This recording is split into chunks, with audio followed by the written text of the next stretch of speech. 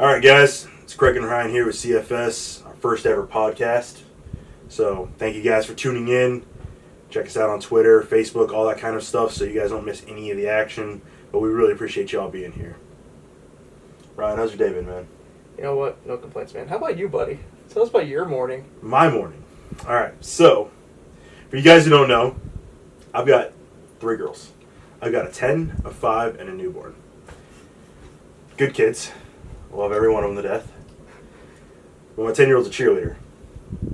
And this morning, I had to go to Kissimmee to a cheerleading competition. Now, in order to get me, my wife, our newborn daughter, the 5-year-old, who, let's be honest, is a real pain in the ass, and the cheerleader, all dressed, ready to go, and all the way to Kissimmee, I had to get up at 4:30 in the morning to go to a cheerleading competition. I woke up at 10:35 this morning. At 10:35 this morning, I was in the middle of a cheerleading competition, listening to 10-year-old girls scream and cheer and all that stuff. In fact, I haven't slept past 8 o'clock since, I don't know, this time last year. So, but yeah, dude, it was a good time. Is it not recording? No, it is. We're good. Okay. I'm just looking at it. I just wanted to make sure. Yeah, no, it was a good time. They came, I don't know, 6th place or something like that. So it was all right. They did okay. 6th place. Yeah, But it's not very good. It's terrible. It happens. But anyways, it was all right overall. It was a good experience for her. She had a great time, but I'm tired. I had to be up, like I said, up at 4:30 in the morning on a Saturday for a cheerleading competition is pretty freaking rough. Is this like every weekend? It's like every other weekend. That's a lot of weekends. Yeah. Of cheerleading. Yeah. I missed. After a while, it's gonna be the same thing. It is. It's the same routine every time. God, I don't envy you at all. Yeah, no. In fact, I missed the first half of the very first XFL football game because I was at a cheerleading competition. It's football in February and you missed it for cheerleading competition. Yep, first half. 10-year-olds. First half, yeah. So during this podcast, we are going to be watching Game 2 of the XFL, Houston. LA and Houston. Yep. So, a big fan of Houston's uniforms. LA's uniforms. Oh, yeah. I'm sorry, yeah, LA. Yeah, we were just talking about that off camera a minute ago. Kind of remind us of the Bucs uniforms. It's got orange, black, and red. Kind of the thing the Bucs should go for because I'm tired of what they have now. It's terrible. My dad freaks out every time they do the color rush. He hates it. Color rush is terrible. Just plain red. All red. Red socks. It's disgusting. It's not good. It's no, not good it kind of makes my stomach queasy. I don't like it. It's not a good look. It's not good. No. You can only do same color combos on certain colors. Black. Bright colors aren't good. Like black, blue, like red, and and royal blues and like oranges. Like it's not a good look. No, it's not a good look at all. It's like the old Bucs uniforms look like creamsicles. Yeah, it's not a good look. It's not a good look. Yeah, I mean you got to go dark colors for sure, especially if you're gonna. James Butler. Why does that sound familiar? James Butler just scored a touchdown. Running back. I don't know. It sounds familiar. I can't think of who he is or where he's from, but anyways, yeah, no, those uniforms are. You were defending them for a while. I was. Because I'm a Bucs fan. I just don't like people talking shit about my team. I was defending them, but I just can't anymore. They're bad. They're ugly uniforms. They're bad. They're not good. They're not good uniforms. They're not good at all. Just go back to. I mean, I don't know why we had to change before. No one was calling for new uniforms. Like I don't know any Bucs fan was like, you know what? I'm tired of our uniforms. We need to get new ones. Like I don't know anybody that was. I think it was the whole NFL kind of just did an overhaul. Yeah, but they ain't broke. Don't fix it. Except for the Patriots. I don't even like theirs. Yeah. There's too much going on. I just go back to the old school 2001 Bucs. Keep a red top. Go Peter. Yeah, you definitely got to catch that. Go Peter Pants. Red tops. Peter Pants, red socks, red jersey. Yeah, I'm cool with that. I like the all white. It looks good. Yeah. We live in Tampa. It's hot. All white on home games. I get it. Not bad. I totally get it. Yep. But just all red. They have to wear it like 3 times a year. It's like ugh. It's terrible. It's hard to watch. It hurts my eyes a little bit. It's bad. Remember that when they first wore it against the Rams? It was the mustard and ketchup bowl. Yep. All yellow versus all red. All yellow versus all red. It's bad. It's disgusting. So it kind of reminds me of watching a football game on Boise State. Yeah. When you're watching on that blue turf, I can't even watch a Boise football game because of how bad it's that cool. turf is. It's cool at first, but I don't know if I want to play on a blue field. No, it's awful. It's awful to watch. It's awful to look at. They find like 3 dead birds daily on that field. Really? Because they dive into it thinking it's water. Break their neck. Dive right into it. I'm like, Jesus, somebody. I wonder if three a day? That's That's a lot of dead birds.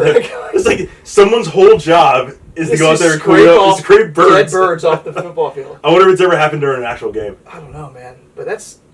Could you imagine being the quarterback? You drop back, 3-step drop, and step on a fucking Do you bird. think Peta's having a field day with this? Like, do you think they're calling for Boise State to do I wonder if they even know. Peta, they're about to find out. Boise State... Boise State, messed up, guys. Peta's coming after you. Peta's coming after you, man. You guys are done. Forget about They it. come after you for anything. Your program's getting the death penalty for sure. They come after farmers for shearing sheep when it's not painful at all for them. No, it helps them. It's good for them. It's so bad if you don't do it. Like, the sheep will die if it has too much wool. Yeah. But they'll come after you. Friggin' Peta, man. Peta's All right, crazy. so for the kickoffs, they can't leave. They're 5 yards apart. You cannot go until they catch Ball it. catch it. Oh. So, that's going to return. I don't know how I feel about it yet. I'm torn because, one, it's cool because it keeps the kickoff in the game, and it gives each team a fair opportunity to do something. However, I haven't seen any big returns yet. I've watched Right. both games. I've only seen, like, the farthest one I've seen was go to the 35, 40. Like, okay, I can get that one in regular kickoff. yeah, I mean, I don't know. It's experimental. I like what the XFL's doing right now. They're doing a lot of cool stuff, a lot of experimental stuff. I like the sideline interviews, and I know a lot of people were kind of complaining about it on Twitter and Facebook and stuff like that, but I thought it was kind of cool. It gives you an inside look on what's going on. Yeah. They actually followed him into the locker room at halftime. I thought that was pretty cool. But -6, come on, Houston. What are you guys doing? That's just got to be all sacked. Most got sacked a lot. Yeah, I got 134 pass yards in the second half. It's not terrible. Or in the first half, excuse me. Who's Canoff? That name is not. It's not. Like, it's weird because they market these quarterbacks like in preseason. Like, so you think you're going to see Josh Johnson at Josh quarterback, Johnson, but he's right. not. He's the backup. Like, who's Canoff? I mean, I don't know. Like, they keep showing Quentin Flowers for Tampa Bay, but he's our backup. Aaron Murray's our quarterback. They're showing him because he's a Tampa boy. Well, so is Aaron Murray. You have to play in high school. Yeah, but Aaron Murray went and played at Georgia. Played at Georgia. Yeah, but I mean, Quentin Flowers played at USF in Tampa. yeah, but I mean, Aaron Murray's he's born here. Yeah. If you're in Tampa, you know who Aaron Murray is. He won state champion at playing high school. Didn't you coach Aaron Murray? No, I didn't coach Aaron Murray. He's my age. No, who'd you coach? You coached somebody who went and played for Oh, Magoo. Magoo. I knew there was Well, somebody. he was on the varsity. I was the running back coach on JV. But Okay. I mean, I worked with him a couple times. I wouldn't say I coached him. I'm not going to get credit for all that. No, I wish I no. coached somebody cool. Yeah. No, Yeah, he's in Houston now. Oh, really? Yeah, he's in Texas. I know he was undrafted and went to Seattle for a year. They released him. Then he was in the preseason. He was with Jacksonville, played all right. Then they released him, and then he picked up in Houston, and he was a practice squad guy over there. I think he dressed for a couple games. Okay. But I mean, hey, he's doing better than I Yeah, was. definitely got that one confused. Yeah, Definitely not Aaron Murray. yeah. Aaron Murray's me and Aaron Murray played Little League football together. That's what it was. I knew there was something with Aaron Murray He's a and loose you. chief, man. I knew you knew Aaron Murray somehow. Yeah, I would have from been that. his backup if he didn't wait too much. He got to pull up the varsity. I actually got to play. It was nice. I'd have been 10-play player in Little League football. That would've Which sucked. I've never been. That would have been awful. My first year of football, I was the biggest Actually, kid. my first year I was a 10-play player. I wasn't all right. So here's what happened with me. I was by far the biggest kid on our team. Like I had to lose 30 pounds just to be able to play Little League football, right? PAL football with the Gators, and I lost all the weight, but I was kind of soft. Like I was really soft. I was playing offensive line, and I was like letting people come hit me. I didn't want to hurt anybody. So the coach told me, "Hey, I'm going to bench you if you don't start showing some aggression." I didn't show any aggression. Benched me. I played 10 plays the first game. Went home, cried to my dad. Like I was devastated. And my dad basically just told me, like, all right, well, nut up or shut up. Either you want to play or you Yeah. don't. And ever since then, I was like, all right, well, I'm never sitting the bench again ever in my life. So My first year I was a tight end. I went number 40 because Mike Yeah. Allstott was the man back then. He was. He's still the man. I know, but that was 1998, man. I He was actually- the deal. I was in, so I'm on a bunch of different football fan pages and stuff on Facebook. He was actually, somebody posted a picture of him next to Peyton Hillis and said, who would you rather have? Why Is would there you- an why would argument? you- Is there a conversation to It's be had? disrespectful to Mike Allstott. Get out of here, you're rude. Peyton Hillis had 1 year. One year. He got the Madden cover, and he never. The Bucs even had him. They cut him. Yeah. He's not good. Why are we having this conversation? Yeah. It blew my mind when I saw that Why thing on would you? Facebook. Mike Allstott's a Super Bowl winner. Yeah. With Tampa, like his whole career. Like, why would you- A train to A plane. Stop why would it. why would you disrespect him like that? I'm disrespectful. Yeah, I was. Mike Allstott's too nice. He probably took the picture, but I bet his head he was like, "What am I doing here?" There was 300 comments and every single one of them was asking this person, like, well, why are you even posting this? Why There's are no you- conversation Yeah, even why behind would you it. even? Yeah. Blows my mind. But, I didn't tell you what the highlight of cheerleading competition was for me. It's an oxymoron. There's no such thing. Highlight of cheerleading competition, of Little League All-Star cheerleading competition, all right? My highlight, sitting there in the stands next to a bunch of the different dads, all the guys who are on the same, the parents of the other cheerleaders on my daughter's team. And I'm not gonna lie, I'm kind of peeking over this dude's shoulder a little bit. And I see him read an article about Eli Manning.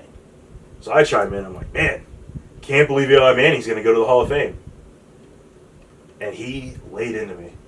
What do you mean he's not gonna go to the Hall of Fame? Well, that's not what I said.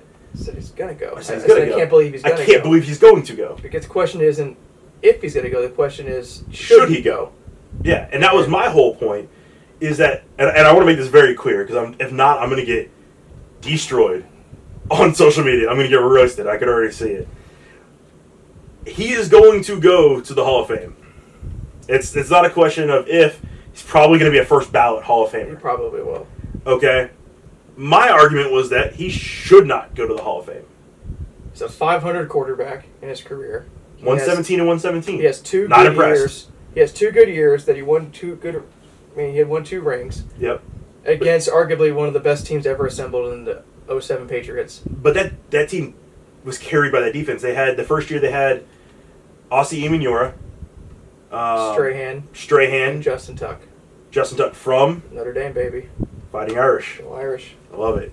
So, I mean, Michael Strahan's a Hall of Famer. Justin Tuck was an animal at the top of his game. Not a Hall of Famer, but he was a really good. Yeah, good Ossie couple Emenora years. was an animal at the top of his prime. game. They probably, I'd have to look, but I'd imagine they probably led the league in sacks that year. They were Yeah, they were They were good. pretty solid.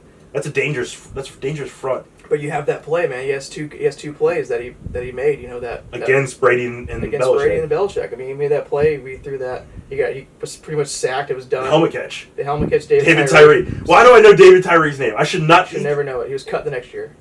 Should not know that guy's name. So, his main argument was similar to what you were just saying. He's 7th all time in passing. Yeah, but I mean, That's so. I mean, firsthand. You did the Jameis rant a week ago, Yeah. something like that, and people blew up on Twitter because one of your main arguments was that Jameis just threw for 5,000 yards. You should re-sign a 5,000-yard passer. yeah. My argument is you don't. I mean, you don't. I'm not saying passing yards is everything, but you don't let a 5,000-yard passer go. Right. So I mean, you firsthand people roasted you over passing yards, and that's what I said. I'm like, look, passing yards on everything. Yeah, he's 7th all time. I think he had 57,000 or 58,000 passing yards. It's impressive, but the guy's been playing for 15 years. You Yeah. know, so yeah, he's been playing with the same team for 15 years. He's gonna rack it up. My issue with the Hall of Fame is that all you have to do to get in nowadays, it seems like, Just is be above average. just be above average. Be an above average pro.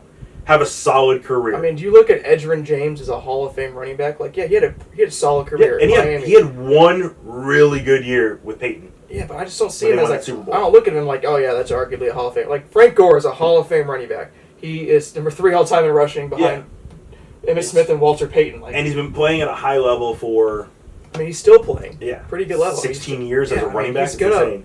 And running backs, like how many times have we seen running backs like Hit Priest 28. Holmes and like those guys like Larry Johnson and Jamal Charles, like all those guys, ironically all Chiefs, Yep. but like all like have really good years and then Tank. never again. I hit 28, 29 years old. Sean Alexander Gone. was a MVP Oh, for that was- the Seahawks. That was a Madden curse, though. Yeah, but he Man, never, curse he wrecked never his anything life. after that. No, not at all. He ended up going to Washington and just doing nothing with his career. Yeah, I mean, it happens long. You hit around that 30-year-old mark. I mean, it happened to AP. Yeah, AP looked like he was going to be. AP's a Hall of Famer. Oh yeah, and don't get me wrong. I'm definitely not. If saying- Edgerrin James is a Hall of Famer, AP's then a Hall AP's a Hall of Famer. It's not even a conversation. it's not even a at this point. conversation. If Terrell But- Davis is a Hall of Famer, then But going off the fact that guys just seem to disappear after a while, it happens. But my whole thing on it is it just seems like every above average pro gets into the Hall of Fame these years. I think in order to be Hall of Fame eligible, you should need to be a game changer. a game changer, a generational type player. type talent. Right. You know? Like if you think of that position, like you think of your name, you know? Like you think Dan of that Marino. person's name. Dan Marino never won a Super Bowl. But when you think top quarterbacks, you think Dan Marino. You think Joe Montana. That's how it should be. It should be top-notch guys. Now, that's not to say every single guy has to be a generational type player, but that should be what you're judged against. It shouldn't be like, yeah, you had a solid career, so you get to go to the Hall of Fame. There's way too many guys. The Hall of Fame's overcrowded, for sure.